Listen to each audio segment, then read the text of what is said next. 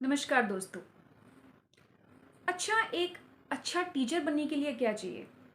Subject matter की knowledge, अच्छी communication skills.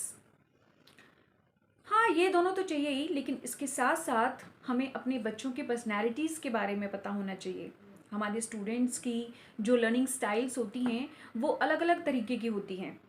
कुछ स्टूडेंट्स जो होते हैं वो विजुअल लर्नर्स होते हैं, जैसे कुछ पिक्चर्स या डायग्राम्स के थ्रू सीखते हैं।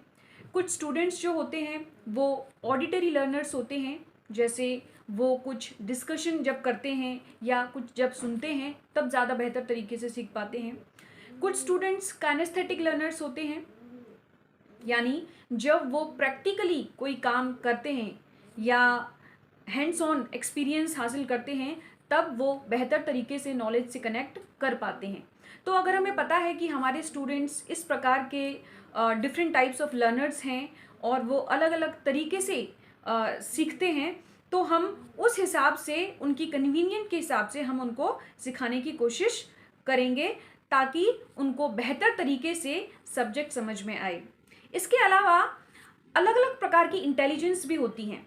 ये एक रिसर्च में पाया गया है कि हम इंटेलिजेंस को केवल एक ही डिफाइन नहीं कर सकते एक ही लाइन में कि ये जो स्टूडेंट है कि ये इंटेलिजेंट है या ये इंटेलिजेंट नहीं है।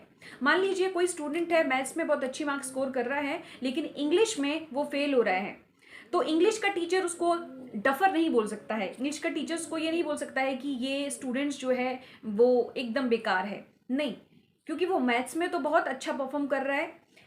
तो इंटेलिजेंस भी अलग अलग कैटेगरीज में कैटेगराइज की गई हैं और उनका इंटेलिजेंस टाइप को देखते हुए हमें बच्चों को उस हिसाब से सिखाना चाहिए।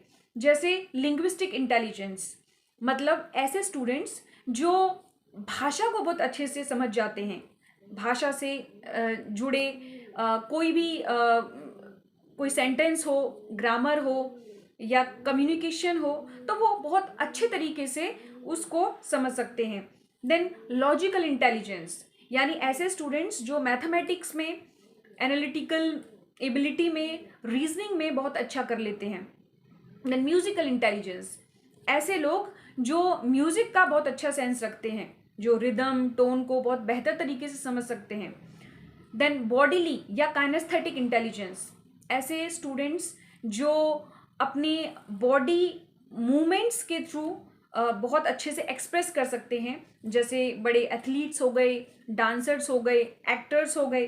Then spatial intelligence, special intelligence ऐसे लोगों में देखी गई है जो पूरे वर्ल्ड को एज अ होल विजुअलाइज कर सकते हैं, जैसे आर्किटेक्ट्स हो गए, पेंटर्स हो गए।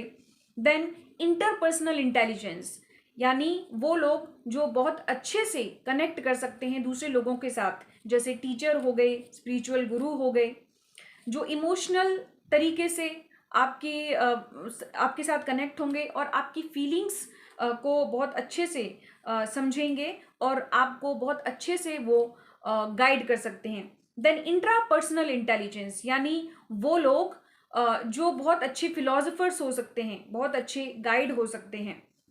और नेचुरलिस्टिक इंटेलिजेंस, यानी वो लोग जो नेचर के बारे में, इन्वायरमेंट के बारे में, प्लांट के बारे में, हमारे प्लैनेट अर्थ के बारे में बहुत अच्छी जानकारी रखते हैं और वो उस फील्ड में बहुत अच्छा ज्ञान अर्जित कर सकते हैं। तो दोस्तों, ये सारी चीज़ों का ज्ञान भी हमें होना चाहिए एज अ टीचर। अगर हम इनके बारे में बहुत अच्छे से जानते हैं, टाइप्स ऑफ इंटेलिजेंस और टाइप्स ऑफ लर्नर्स के बारे में, तो हम और बेहतर तरीके से अपने स्टूडेंट्स को पढ़ा सकते हैं। Happy teachers day.